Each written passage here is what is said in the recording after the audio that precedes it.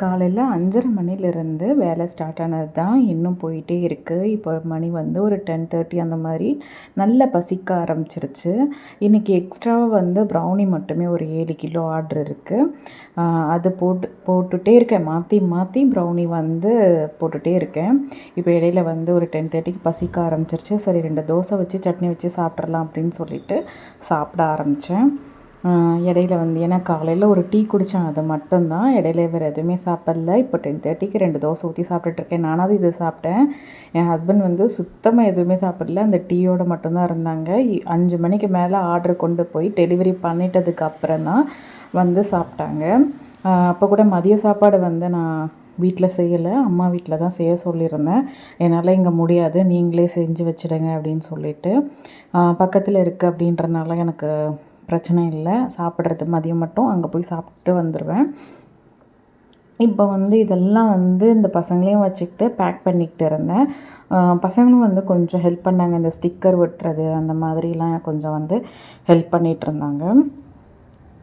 முட்டை மிட்டாய் ப்ரௌனி ரெண்டுமே கம்ப்ளீட்டாக ஆறுனா தான் நம்மளால் பேக் பண்ண முடியும். அப்போ தான் வந்து அதுக்கு கொஞ்சம் லைஃபும் நல்லாயிருக்கும். முட்டை மிட்டாய் வந்து 3 to 4 டேஸ் வரைக்கும் வெளியில் வச்சு சாப்பிட்லாம். 7 டேஸ் வரைக்கும் ஃப்ரிட்ஜில் வச்சு சாப்பிட்லாம். ப்ரௌனி வந்து 7 டேஸ் வரைக்கும் வெளியில் வச்சு சாப்பிட்லாம். அதுக்கு மேலே வேணால் ட்ரையான மாதிரி ஆகும், மற்றபடி கெட்டு எதுவும் போகாது. ரொம்பவே நம்ம ஹோம்மேடாக செய்கிறனால பார்த்து பார்த்து நல்ல நல்ல பொருளுங்களெல்லாம் சேர்த்து தான் நம்ம வந்து பண்ணுறோம்.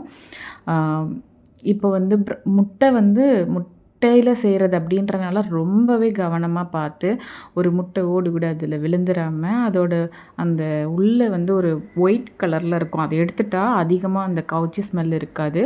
அதையுமே பார்த்து பார்த்து நான் எடுத்துருவேன். உங்கள் வீட்டு ஃபங்க்ஷனுக்கும் முட்டை மிட்டாய் ப்ரௌனி வேணும் அப்படின்னா ஸ்க்ரீனில் தெரிகிற இந்த நம்பருக்கு வாட்ஸ்அப் பண்ணுங்கள். மிட்டாய் ஓரளவுக்கு வேலை முடிஞ்சிச்சு, பேக் பண்ணி டெலிவரிக்கும் அனுப்பியாச்சு. ப்ரௌனி இது வரைக்கும் 1 kgக்கு தான் எனக்கு வந்து எப்படி பண்ணணும், என்னென்ன இன்க்ரீடியன்ட் என்ன அளவுக்கு சேர்க்கணும் அப்படின்றது எனக்கு தெரியும்.